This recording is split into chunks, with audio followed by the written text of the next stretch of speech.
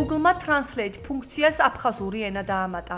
Ვკითხულობთ ინფორმაციაში, რომელსაც კომპანია ავრცელებს. ენები ხელმისაწვდომია Translate Google.com-ზე და Google Translate აპებში, რაც სერვისის ისტორიაში ყველაზე დიდ გაფართოებას გულისხმობს. ეს განახლება არის Google-ის მუდმივი ძალისხმევის ნაწილი, გადალახოს ენობრივი ბარიერები და უზრუნველყოს თარგმანის ინსტრუმენტებზე წვდომა თელს მსოფლიოში მეტი ადამიანისთვის. აღნიშნულია ინფორმაციაში. აღსანიშნავია, რომ 2 წლის წინ Google-მა დაამატა 24 ახალი ენა. სწორედ მაშინ კომპანიამ წამოიწყო ინიციატივა 1000 ენა, რომელიც მიზნად ისახავს მსოფლიოში ყველაზე გავრცელებული ენების მხარდაჭერას. ინფორმაციას ოკუპირებულ აფხაზეთშიც გამოეხმაურნენ და როგორც ჩვენთან საუბარში ექსპერტ-ანალიტიკოსები აღნიშნავენ, ამ თემას სოციალურ ქსელებში არაერთგვაროვანი რეაქციები მოჰყვა. აფხაზეთში არსებობს ესეთი შიში, თითქოს და ჩვენ ვებრძვით აფხაზურ კულტურას, იდენტობას და ენას, რაც არის სისწრუე და ამის დასტური არის თუ დაუშვათ რა რეაქციები იყო თბილისში აღნიშნულ ინციდენტთან. პირიქით სოციალურ მედიაში დაედო არაერთი ვიდეო მიმართვა,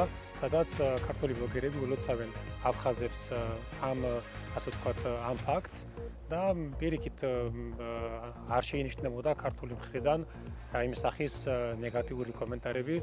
არავითარ შემთხვევაში არ ეწინააღმდეგება თბილისი აფხაზური ენის პოპულარიზებას, კულტურის და ტრადიციების დაცვას.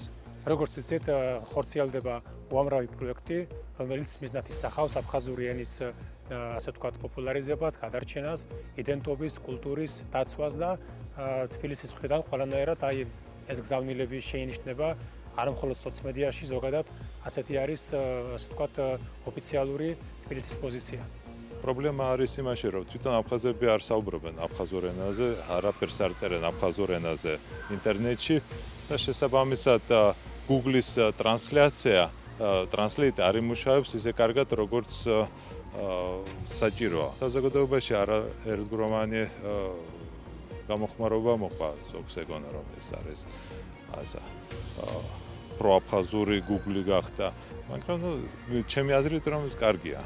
ჩვენ უფრო მეც გავიგებთ აფხაზეთზე, რასაც წერენ. იქ პოლიტიკური არაფერი არაა, უბრალოდ ენაა, რომელიც არის დამატებული. უამრავი ენა, რომელსაც არ აქვს თავის სახელმწიფოებრიობა, აქვს დამატებული. საქართველოს მთავრობა მუშაობს აფხაზური ენის პოპულარიზაციისთვის, მაგალითად აფხაზეთის ავტონომიური რესპუბლიკის იუსტიციის სამინისტროს და საქართველოს რეინტეგრაციის სამინისტროს ერთობლივი პროექტით შეიქმნა 2 აფხაზური ფონდი, რომელიც უახლოეს მომავალში იქნება ჩაშვებული Excel-ში და იქნება დამატებული Microsoft-ის სისტემაში და შემდგომ Windows-ში იქნება ატვირთული ის. ასე რომ აფხაზებს შეუძლიათ ამ ფონდის გამოყენება.